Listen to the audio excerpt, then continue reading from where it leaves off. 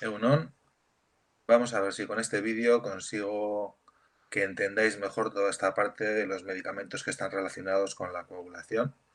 Se emplean mucho, hay muchísima gente que está anticoagulada, hay unas pocas personas que tienen dificultades para hacer la coagulación y necesitan medicamentos para no desangrarse, y hay gente que tiene un trombo formado en algún sitio del cuerpo y hay que disolverlo, y para eso también hay medicamentos. Entonces vamos a ver un poquitín los medicamentos del grupo B relacionados con la coagulación. Vale, como he visto que es complicado que vayáis viendo pues todos estos temas por vuestra cuenta sin que haya alguien que os los vaya guiando, voy a intentar presentaros lo mejor que sepa, pues el material que ya tenéis, pero explicando cosas sobre la marcha y sobre todo diciéndoos qué cosas no tienen que romperos para nada la cabeza y no os tenéis que preocuparos de ellas. Que están ahí, pero no hace falta que aprendáis ni que memoricéis números de factores, ni en qué orden van, ni ninguna historia de esas que alguno igual está volviendo loco. Vale, vamos a ver si consigo poner la presentación, la primera que os di.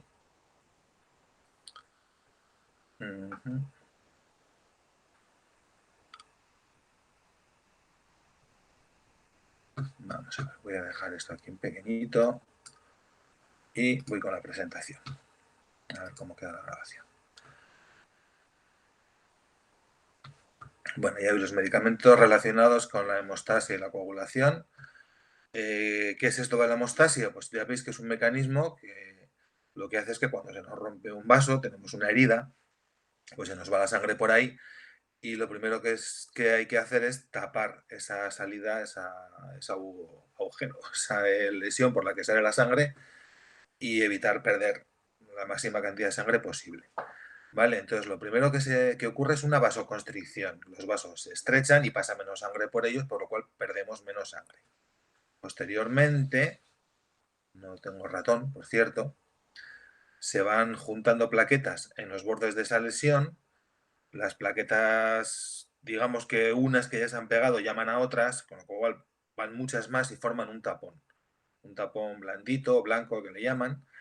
Y casi inmediatamente después se empieza a formar una cosa que se llama fibrina, que son unas fibras de proteína que van a reforzar ese tapón.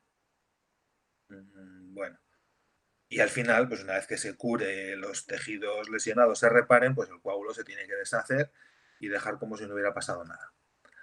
Vale, veis que las plaquetas se van a adherir a los bordes de la lesión, van a liberar algunas moléculas y os menciono una que se llama tromboxano porque va a ser el mecanismo por el cual funciona el ácido acetilsalicílico, que os sonará de la aspirina y que se utiliza mucho para personas que tienen riesgo de sufrir algún trombo y alguna embolia. Gente que ha tenido un infarto suele estar o bien con acetilsalicílico o si no con el sintrón. Son esos los más comunes, los anticoagulantes o antiagregantes más comunes. Vale, bueno, importante que sepáis que ese coágulo se refuerza con una proteína que se llama fibrina. Esa fibrina ya está en la sangre, pero no está formando fibras, está en unidades cortitas que son solubles y está por ahí flotando. Y solo cuando hay una lesión y se desencadena todo el mecanismo que vamos a ver, lo que ya está en la sangre, que son unas moléculas cortitas que se llaman fibrinógeno, se van a unir entre sí y van a formar las fibras que es la fibrina. Vale, bueno, pues el que las moleculitas de fibrinógeno se vayan uniendo y se forme la fibrina está mediado por otro enzima, otro nombre raro, que se llama trombina. Y la trombina también está en la sangre en una forma inactiva. Esa forma inactiva se llama protrombina. Entonces, quedaros con eso. Bueno, el fibrinógeno se une y se convierte en fibrina a consecuencia de la acción de la trombina. Y esa trombina también está en forma inactiva. Cuando se inicia hay una lesión, se inicia un proceso donde intervienen varios factores que cada uno le va avisando al siguiente, un procedimiento en cascada, es decir, que unas poquitas moléculas, cada una avisa a unas cuantas del siguiente paso, cada una de esas a unas cuantas del siguiente y bueno, pues la cosa se hace viral como estamos viendo últimamente. Entonces, eso activa muchas moléculas de trombina que hacen muchas de fibrina. Bueno, y luego esta fibrina después como que se estabiliza más y se hace más fuerte, y es donde nos aparece aquí el factor 13. Vale, y después tenemos que ver que los coágulos pues, se tienen que deshacer, ¿vale? Y para eso que os he dicho antes, para que se vuelva a quedar todo como estaba al principio. Y para deshacerse los coágulos, una de las moléculas que interviene se llama plasmina. Entonces veremos que si queremos pues, eliminar un coágulo, pues sería bueno activar a esta molécula. Y también si hay gente que tiene pérdidas, que no acaba de hacer la coagulación, la hemostasia bien, pues se puede inhibir esta sustancia para que los coágulos formados no se deshagan y aguanten más. Vale, lo que no sé es por qué no tengo ratón mientras os lo enseño, lo cual es un desastre. Pero bueno, lo que vais a ver es que por varios mecanismos hay una serie de factores que se van activando unos a otros, que al final lo que llegan a hacer es activar a la trombina, esa protrombina, transformarla en trombina, y esa trombina lo que va a hacer es actuar sobre las moléculas de fibrinógeno que están en la sangre y se va a formar la fibrina. Vale. Aparte de actuar sobre estas moléculas que os he mencionado, pues tenéis que ver que muchos de esos factores que hay por ahí arriba necesitan que haya vitamina K y que funcione bien. Con lo cual, a veces la falta de vitamina K puede provocar problemas de coagulación, y cuando queremos hacer que haya menos coagulación para evitar problemas de infartos y cosas similares, pues se pueden utilizar antagonistas de la vitamina K. Vale, pues os voy a contar muchas cosas y encima es el ratón, pero bueno. Todo esto, de lo que os he hablado y en lo que os he insistido, es lo que vamos a utilizar para entender cómo funcionan algunos de los medicamentos. Vale, si vamos al BOT Plus, dentro del grupo B, sangre y órganos hematopoyéticos, vais a encontrar agentes antitrombóticos y antihemorrágicos. Los antitrombóticos, que es la primera flecha, la de arriba, van a evitar que se formen coágulos, trombos, cuando no deben, para evitar que nos obstruyan arterias, que tengamos infartos en el cerebro, en el corazón. Y luego los agentes antihemorrágicos lo que van a hacer es precisamente al revés, facilitar que se produzca todo este mecanismo. Aquí veis un montón de antihemorrágicos, veis que algunos tienen nombres un poco más raros, y hay unos el factor 9, el factor 7, el factor tal, o sea, varios de los factores de coagulación, y algunos de uso más tópico pues tienen fibrinógeno, otros tienen trombina, otros tienen trombina y fibrinógeno.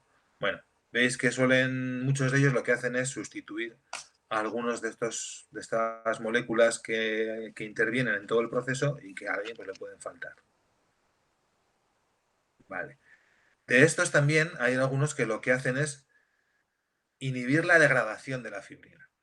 ¿Vale? Se ha formado el coágulo, estaba esta que hemos llamado la plasmina que lo iba a deshacer para que para cuando se cure todo el coágulo haya desaparecido, y si hacemos más lento este proceso, pues hacemos que los coágulos duren más. Vale, los antitrombóticos, vamos a hablar sobre todo para la gente que tiene riesgo o bien de tener un trombo a lo mejor en las piernas, o riesgos de infartos, de tener trombos que le puedan provocar pues, un infarto cerebral o de corazón. Vale, ahí veis varios grupos, y como grupos principales yo os voy a hablar de los antiagregantes plaquetarios y de lo que son anticoagulantes. ¿Vale? Unos van a evitar que se vayan ahí todas las plaquetas y formen ese primer tapón, esa primera bolita sobre la cual se forma luego la fibrina, y otros pues, limitan la formación de la fibrina. Bueno, quería eso, saber si en anatomía habíais hablado de esto de las trombosis venosas, de los riesgos de infartos, porque eso es importante. Cuando se forma un trombo en una vena, pues se te puede poner la pierna del tamaño de, bueno, no sé de qué decir, y aparte es el riesgo de que se desprenda un trozo y te acabe produciendo una embolia pulmonar. Para eso se utilizan anticoagulantes normalmente. Ya riesgos más bien arteriales, infartos y demás, aunque se usan los dos, dicen que se opta más por los antiagregantes, ¿eh? Por ejemplo, el adiro, que es ácido acetilsalicílico, ¿vale? Pero bueno, a veces usan las dos cosas. Entonces, por ejemplo, medicamentos antiagregantes, pues veis el ácido acetilsalicílico, que hay algún genérico, y luego hay dos marcas que se utilizan para este tema de prevención de trombos en gente con problemas de corazón, el adiro y el tromalit, ¿vale? Entonces, adiro, tromalit y ácido acetilsalicílico de diversas marcas. Ya sabéis que se usa también como analgésico, pero a otras dosis, y también es antiinflamatorio. Cuidado con esto por el tema de la úlcera, os sonará de la televisión, ¿no? No utilizar este medicamento en pacientes con úlcera gastroduodenal. Precisamente pues, dificultan la hemostasia y en esta lesión pues, se corre el riesgo de que se produzca un sangrado y una avería bastante considerable. Vale. Bien, luego tener cuidado también cuando tomas otros antiinflamatorios no esteroideos porque interaccionan, refuerzan este efecto antiagregante y bueno, hay que tener cuidado. Vale, otro antiagregante, el clopidogrel, que hay muchísimos genéricos y uno de marca, el Agrelan. Y luego otros os he puesto, aunque no son para esto, relacionados con plaquetas. Estos he puesto porque es uno, el anagrelida que os he puesto ahí, una marca, el Sagrid, os lo he puesto porque es uno de los medicamentos de diagnóstico hospitalario. Y se utiliza para gente que tiene exceso de formación de plaquetas, que le llaman trombocitemia, o sea, forma demasiadas plaquetas y esto pues disminuye la producción de estas plaquetas y le deja la sangre en unos parámetros pues más normales.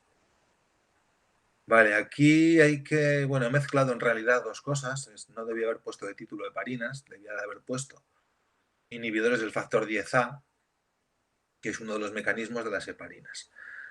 De aquí realmente solo es heparina el clexane, el que está en medio abajo. Bueno, las heparinas se usan por vía parenteral y sobre todo se usan mucho después de una cirugía que tienes que estar tumbado una temporada. La gente, si habéis tenido algún pariente o algún conocido o os han operado hace poco, pues se les suele dar a todo el mundo durante unos cuantos días unas inyecciones subcutáneas, normalmente se pincha en la tripa, y este sería el Clexane. ¿Vale? El Xarelto y Liquis en realidad son medicamentos inhibidores del factor 10A que son para uso oral y no, bueno, no tienen por qué utilizarse después de las cirugías. Aquí tenía que haber mejorado. Vale. Otros anticoagulantes que veis ahí son los antagonistas de la vitamina K. Os he dicho antes que la vitamina K hacía falta para que se transformaran y funcionaran muchos de los factores que están en esos esquemas tan largos y tan, bueno, no sé cómo llamarlos. Bueno, pues el rey, el que más se utiliza es el acenocumarol, que también hay un montón de genéricos, o bueno, no sé si hay un montón, pero hay genéricos. Y el más clásico es el Sintrom, que es la marca más conocida con este principio activo. Bueno, se ha ido de la presentación. Vale, otro similar, la warfarina, es del mismo mecanismo y hasta aquí la presentación. Vale, bueno. Voy a ver si consigo llegar a otro sitio, porque os he contado ahora muchas cosas de la presentación que a lo mejor no habéis pillado muy bien. Entonces voy a presentaros un vídeo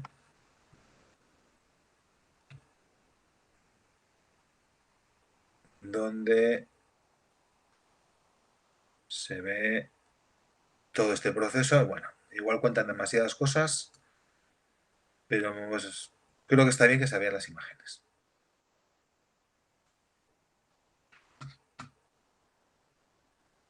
El daño a los vasos sanguíneos y capilares, cuando estos vasos están dañados, es básico para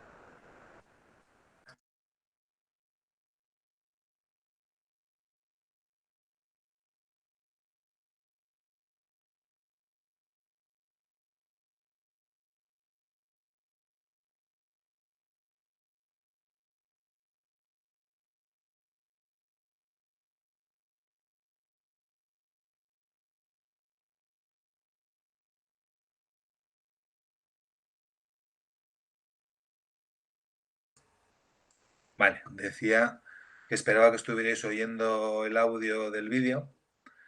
Veis que ha habido una lesión y, pues por la exposición del colágeno que hay aquí y otras cosas, se van juntando las plaquetas, ¿eh? Se van agregando aquí y van liberando moléculas que tienen dentro. Dice que habla de una desgranulación, eso quiere decir que tienen unos granulitos en su citoplasma que se liberan y digamos que esas mismas moléculas llaman a más plaquetas y esas van a ir y van a soltar más moléculas y van a llamar a más plaquetas.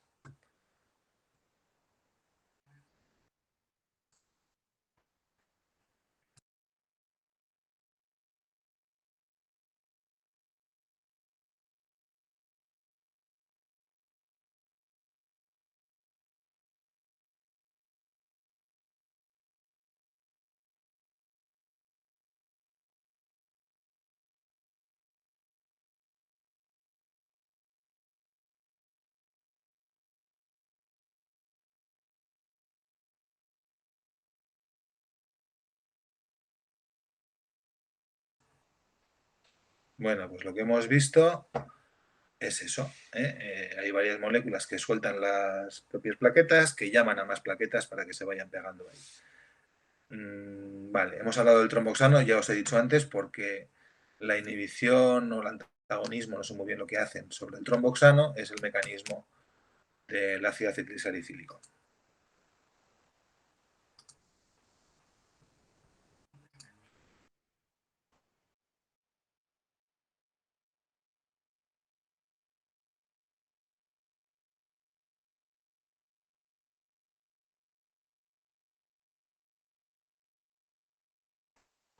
Vale, aquí no quiero que os liéis mucho con factores y otros factores.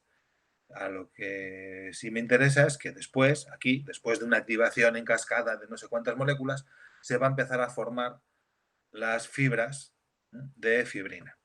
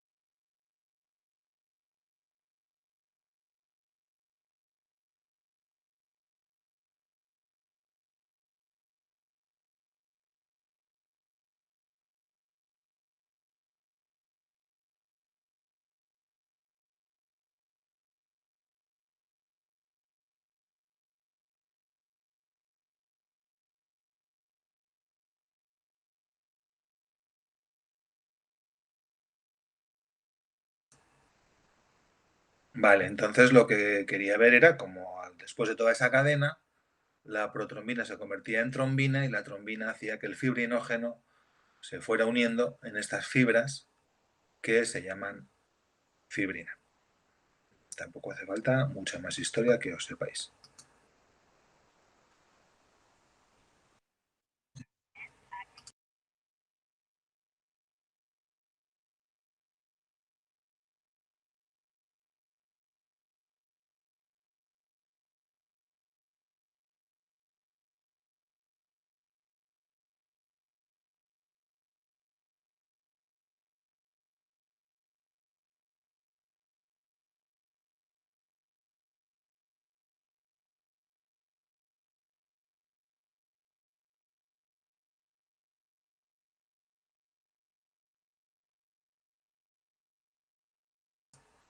Vale, a eso último, ni caso. Inhibe la formación de tromboxano A2 y punto. Y por consecuencia va a inhibir la agregación de las plaquetas ahí.